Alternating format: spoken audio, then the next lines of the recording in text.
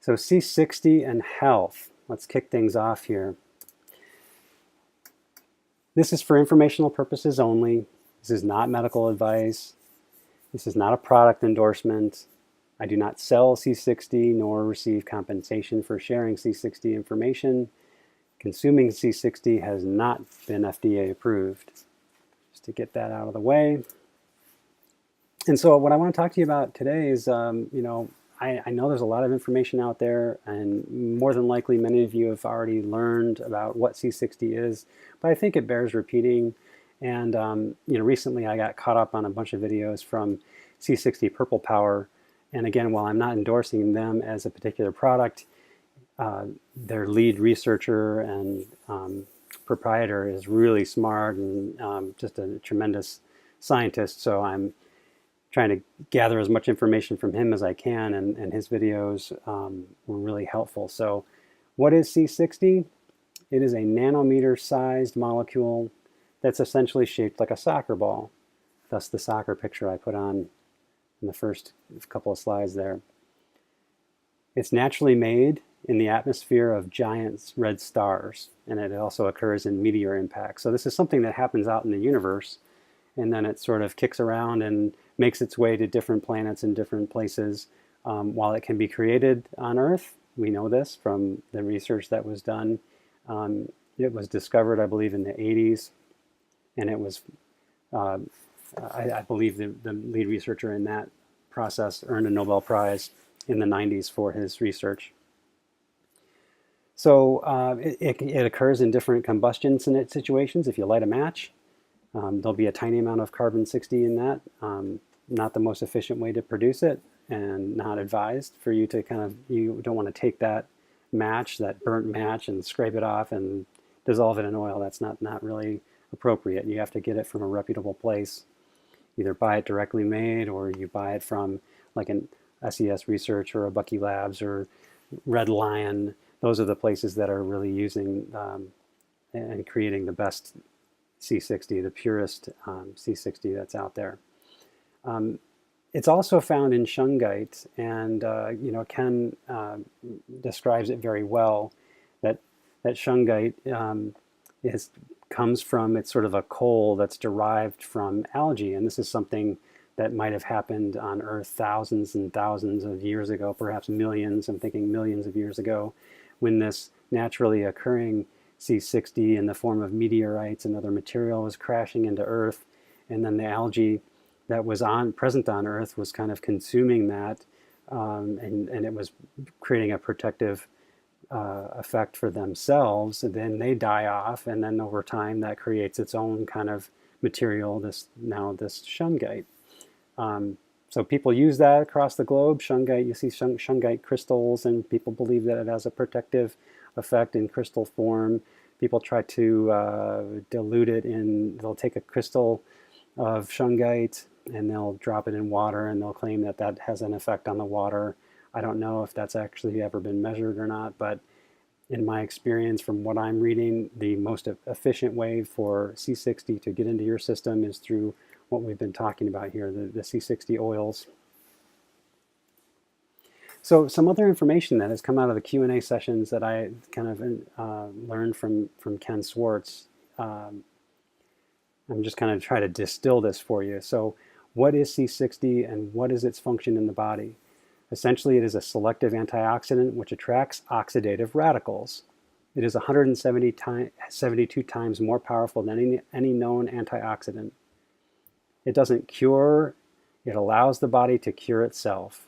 That's something, once that C60 gets into your system, it's not going to fix anything in particular, but it allows your body to return to its state of homeostasis, and the normal function of your body and healing is better.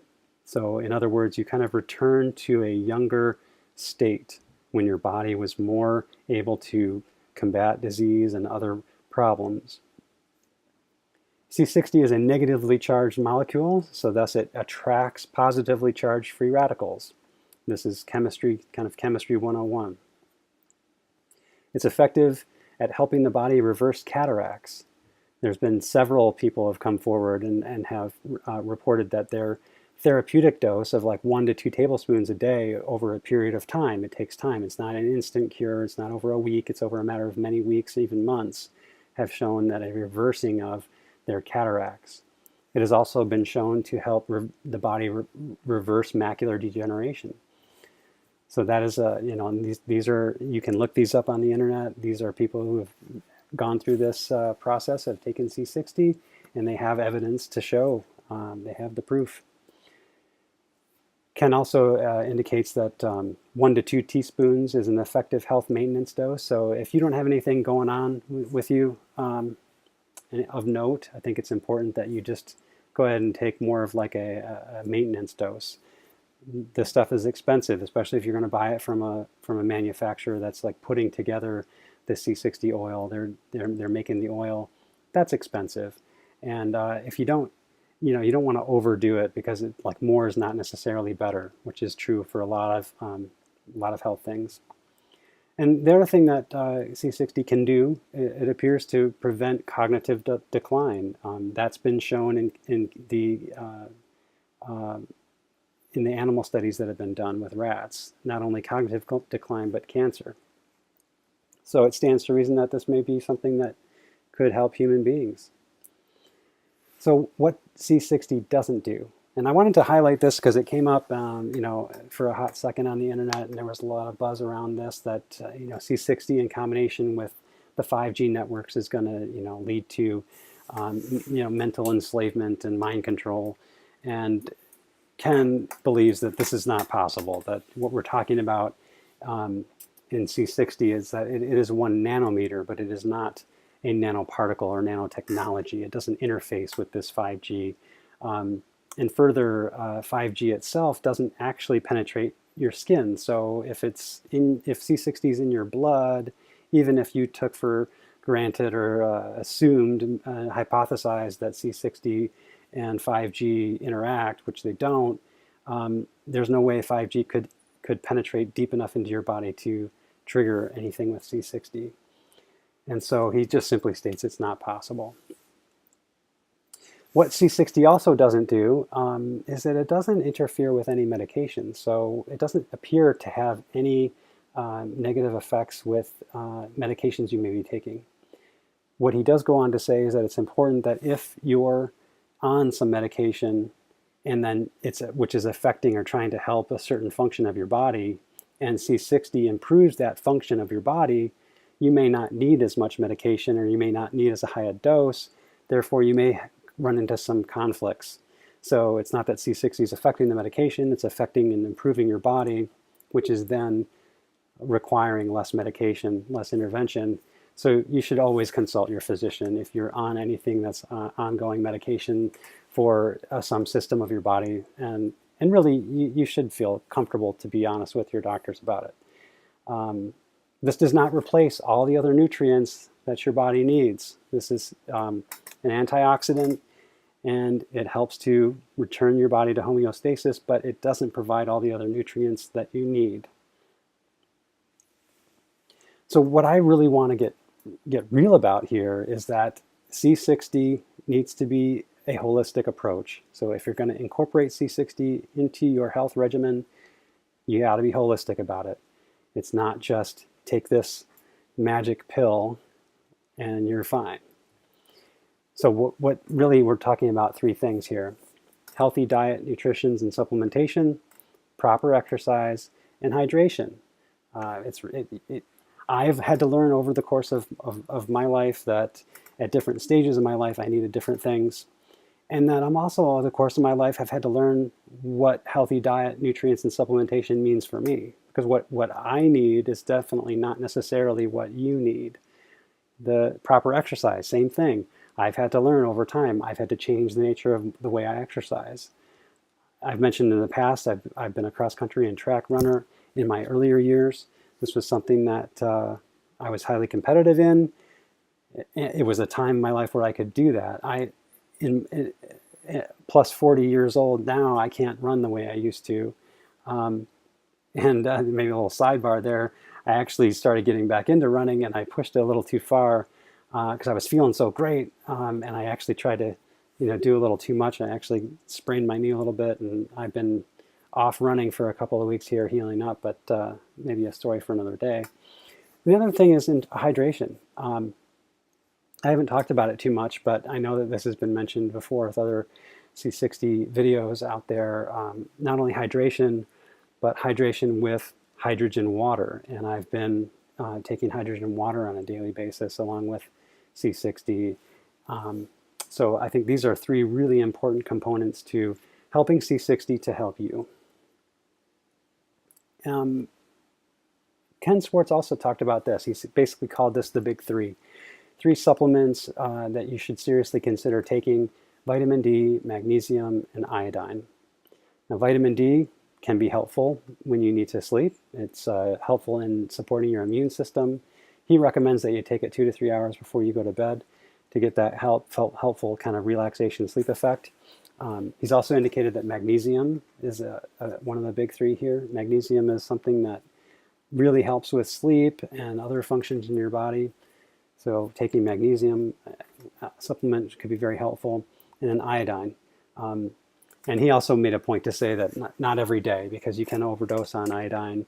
And I think I've even experienced that myself a little bit, which as a result, I do take it every other day, and I alternate it with another mineral supplement, fulvic ionic minerals, which I'll talk about in a little bit. So these additional supplements, like I mentioned, fulvic ionic minerals, helpful in protecting the pineal gland. And that's something that we can maybe get into even in another video. The pineal gland is very important in spiritual connections.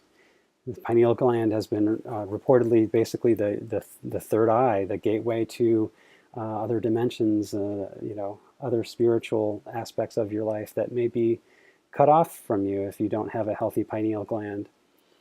And of course, fluoride is essentially attacks the pineal gland. So eliminating fluoride from your diet could be very, very helpful, and not always easy to do, because it's in a lot of communities, it's in the water, and you need special filtration to get that out. Not your average carbon filter like a Brita or a Pure filter are not going to filter out the fluoride. So taking fulvic ionic minerals in combination with eliminating fluoride from your diet can be very helpful for your pineal gland.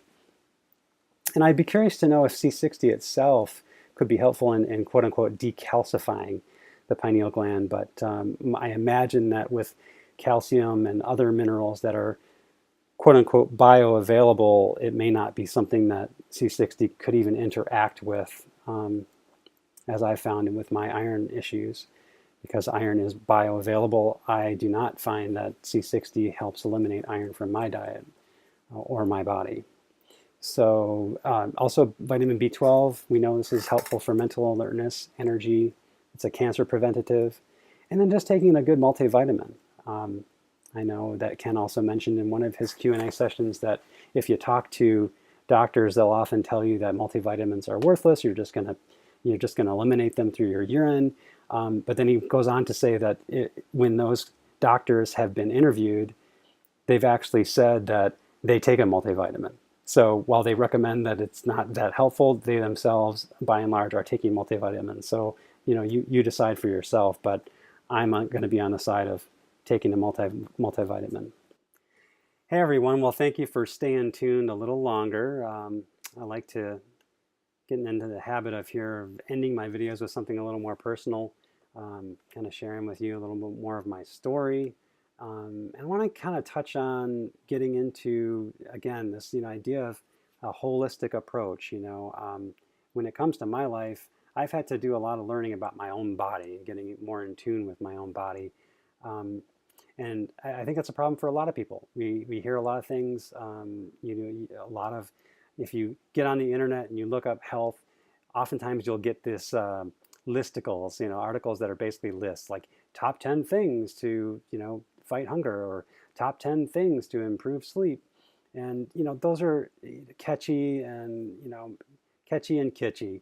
They like to grab your attention with things. And I think oftentimes it's like a wild goose chase. I think people they get excited about a particular supplement, and then they'll take that for like 6 months, and then they hear about something else. And of course, how many times have we heard about, well, eggs are probably just as bad as smoking a pack of cigarettes a day, or bacon's no good for you, and then well, bacon's okay, but or chocolate or coffee, and you hear about all these things, but you really have to end up figuring out what's best for you. And so for me, over time, I've gone through, and I've mentioned in my other videos, I've gone through periods where I couldn't really eat dairy as much. Well, and I was having trouble with gluten, and that seems to be less and less. However, even though taking the C60 seems to help stabilize my stomach issues, and I don't have as bad a reaction to dairy or gluten, I still think it's probably not a good idea to have in my diet. I don't think, and dairy for someone like myself, who my other ailment that I may not have mentioned before is I'm an asthmatic, and to have a lot of dairy in your diet can lead to a lot of mucus development in your lungs, and you have all kinds of trouble breathing. And so I feel like it's probably better for me to avoid dairy. However, if I'm in a situation where it's unavoidable, or it's sort of like that everything in moderation kind of idea. If I want to go out and have a treat and get an ice cream, that I'm okay for you. And that to me is a lifelong process, and it changes for different stages of your life. So for some people, they come into the determination that being a vegetarian is the healthiest approach. For some people, it's a pescatarian. They eat more fish. Or an omnivore. There's somebody who's like going to go through periods of the week where they're going to eat meat, and then they're going to be a vegetarian. And so you really have to figure out what's best for you. But that's where I think the supplementation comes into play. If we try to get everything we need from our diet, we know that our diet, if it's consistent of modern foods, that typically it's not going to be as mineral rich as it should be, as it may have been in the past. So getting those minerals into your system, you need to get it into your system somehow. So taking those supplements is pretty much essential. Getting the proper exercise, again, it's different for everybody and different for different stages. Someone says, running's the best thing for you. Well, if you've got joint issues, you probably don't want to be running and doing all that pounding. Yoga may be something that you need to get into. And for me, I'm finding that I have to do a real balance of everything. I was real excited about getting back into running, and then have this kind of knee sprain issue show up. Not so fun. And it also puts you out of commission, so you can't be consistent. So I've got to make sure that I'm doing a variety of exercises. I'll do some yoga, I'll do bike riding, I'll do some running. And what I also would like to get back into is a little more weightlifting and getting into that more resistance training. And all through that, of course, if you're exercising, you have to hydrate, and that's just kind of a no-brainer. But with C60 on top of that, I think hydration is even more important. And so I have a hydrogen bottle. It's one that I got. I think it's from China. I'm not sure if it was Chinese or Japanese. And I did some research, and there's things, that's a video for another day. But again, people have already done those videos. So you may want to head over to Kay Elmer, who did an excellent video about hydrogen water and giving you a lot of detailed information about that. And you don't necessarily need one of those hydrogen bottle makers, because he also, in that video, gets into the supplements that can create hydrogenated water. And that's, something you can buy and drop into your water, and then you drink it, and it creates that hydrogen, because that hydrogen in combination with C60 is very powerful. So that can be a way to take your antioxidant to another level with that very healing hydrogen. So when it comes to healthy diet, nutrition, supplementation, proper exercise, and hydration, you got to put it all together, and you got to do what's best for you. What's best for men is not necessarily best for women. Best for someone young is not necessarily best for someone older. So you always have to be consulting with your physicians and get to know your own body and do your research. There's a ton of people out there who can help you figure out what is best for you and your nutritional needs and exercise needs. So with that, I'm going to kind of leave it right there. I'd love to know your feedback. I've been taking a look at my older videos, and I've noticed little mistakes here in the production. Feel free to comment, leave me suggestions. I'm I'm loving the interaction that I've had with a few of you, learning about your journey with C60, and certainly I can answer questions. If I misspoke about anything, feel free to ask me about it. I'm happy to clarify things. But I think we're just here trying to help each other, and I'm doing research the best I can. I want you to research and share, and we're really going to build this community. But feel free to subscribe if you're liking the information that I'm giving you. Like and subscribe, share, comment, and let's keep this party going and keep communicating and keep pushing this need for raising people's awareness about what a wonderful molecule this C60 is and what it can do for humanity. So thank you so much.